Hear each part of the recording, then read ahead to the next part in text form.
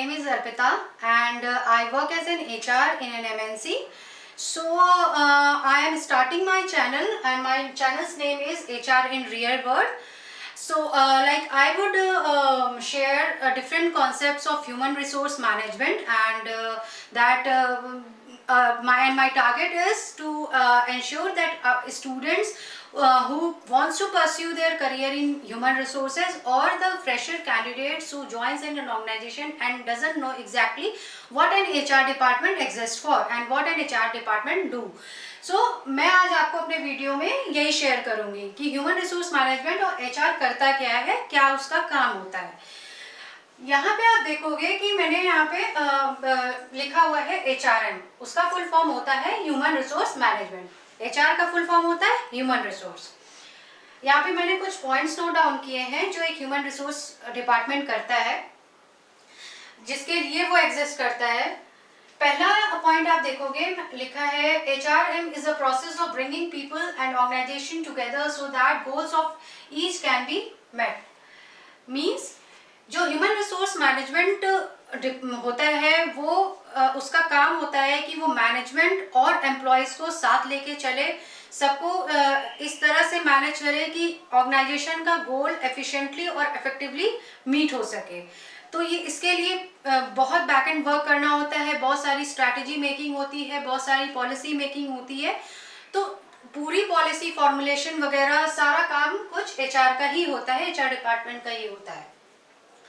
Second point is HRM is concerned with most effective use of people to achieve organizational and individual goals. जो second point में है इसका मतलब ये है कि जो ह्यूमन रिसोर्स मैनेजमेंट है उसका ये भी काम है कि अगर कि कौन से बंदे को तुम हायर कर रहे हो, किस तरह के बंदे को हायर कर रहे हो, whether you are hiring a right talent और नॉट, आप उसको सही काम दे रहे हो या नहीं दे रहे हो।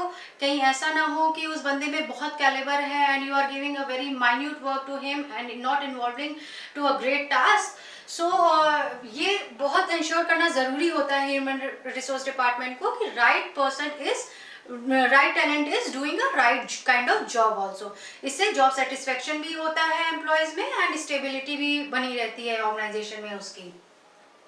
Coming to third point, it's an art of procuring, developing and maintaining competent workforce to achieve organizational goals effectively and efficiently.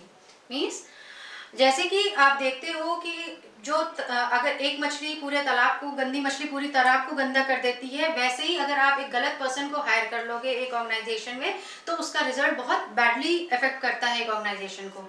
इसी वजह से जॉब एनालिसिस की जाती है, हर तरह के टेस्ट रखे जाते हैं, इंटरव्यू लेवल्स रखे जाते हैं so that right candidate can be hired. अगर कुछ पॉलिसी में भी गलत है that can also affect very badly. So सब कुछ बहुत एफिशिएंट वे में और बहुत प्रॉपर वे में डिज़ाइन करना पड़ता है। सारे चीज़ों को, लोकल इश्यूज़ को, सारी बातों को ध्यान में रख के डिज़ाइन करना पड़ता है सो दैट कि कहीं भी मिसकम्युनिकेशन क्रिएट ना हो, कहीं पे कॉन्स्पिरेसी क्रिएट ना हो, एम्प्लॉयज़ में कहीं कॉन्फ्लिक्ट्स ना हो, मैनेजमेंट में कॉन्फ्लिक्ट्स ना हो और ट्रांसपेरेंसी बनी रहे सारी पूरी ऑर्गेनाइजेशन में। और पॉलिसी कम्युनिकेट करना एचआर का सबसे मेजर काम है, क्योंकि अगर अनटिल अनलेस एक एचआर अपनी पॉलिसी कम्युनिकेट नहीं करेगा एम्प्लॉयज़ को और मैनेजमेंट को अपनी बातें नहीं ट्रांसपेरेंटली बताएगा, बहुत सारी मिसकम्युनिकेशन लीड होगी इसकी वजह से और बहुत ही वर्स्ट कल्चर क्रिएट होगा ऑर्गेनाइजेशन में, जिससे ऑर्गेनाइजेशन कभी एक अच्छे कल्चर के साथ ग्रो नहीं कर पाएगी।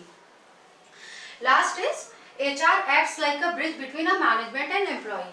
ये HR का वर्क होता है कि कैसे और कहाँ कब मैनेजमेंट और एम्प्लॉय को कोऑर्डिनेट और मैनेज करना है, क्योंकि वो एक ब्रिज के जैसे काम करता है। आपने घर पे नोटिस किया होगा कि जो एक मदर होती है वो अपने बच्चे को मैनेज करती है अच्छे तरीके से, किसको क्या काम कैसे कराना है वो करती है। जैसे हम मैन पावर प्लानिंग करते हैं एज एन HR, वैसे वो प्लानिंग करती है कि घर में क्या है क्या नहीं है, क्या लाना है, कितनी क्या ज़रूरत है, बजट देखती है, डायरेक्ट करती है, कंट्रोल करती है, लीडिंग करती है चीज़ों की।